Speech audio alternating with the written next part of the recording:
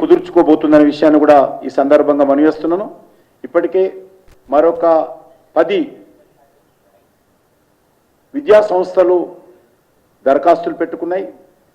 ఈ 3 కాకుండా ఈ 10 విద్యా సంస్థలు కూడా ఈ ఎక్సలెన్స్ సెంటర్తో కలిసి పనిచేయడానికి ముందుకొచ్చాయి. ఆ విషయంలో కూడా ప్రాపర్గా దానికి సంబంధించినటువంటి అధికారులు విశ్లేషణ చేసి నిర్ణయం తీసుకుంటారనే విషయాన్ని కూడా ఈ సందర్భంగా మనవిస్తున్నాను.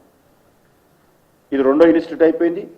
3rd institute national skill training institute.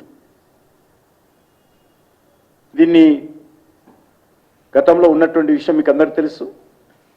ఇప్పటికే దేశంలో వృత్తి విద్యా కోర్సులకు చాలా సంవత్సరాల నుంచి కూడా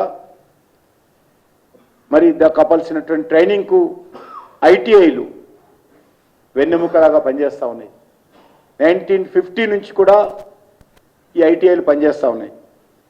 ఇలాంటి కీలకమైనటువంటి ఐటీఐలు ఏవైతే దేశంలో ఉన్నాయో వాటిని మరి పూర్తి నిర్లక్ష్యంగా ఇన్ని సంవత్సరాలు ఉన్నవి అంటే ఉన్నట్టుగా నడిపించాం తప్ప అందులో విద్యార్థులు ఆకర్షించడం కానీ, అందులో ప్రాపర్ ట్రైనింగ్ ఇవ్వడం కానీ, దాని ద్వారా సర్టిఫికెట్ పొందినటువంటి వారికి పూర్తి స్థాయిలో గౌరవం లభించే విధంగా మరి చర్యలు లేకుండా ఉన్నది.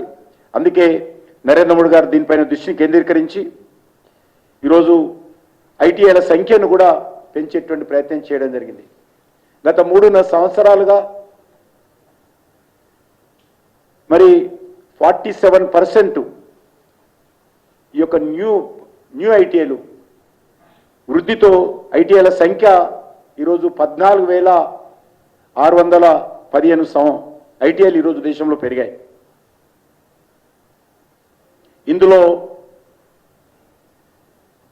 ప్రభుత్వం తరఫున 3,316 గవర్నమెంట్ ఐటీఐలు ఉన్నాయి.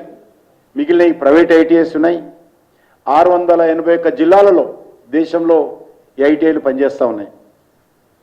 ప్రతి ఏటా ఈ ఐటీఐలో చేరుతున్నటువంటి వారి సంఖ్య 14,40,000 ఉండింది. 2014లో 9 లక్షలు ఉండేది. ఈరోజు అది 14,40,000కు చేరింది.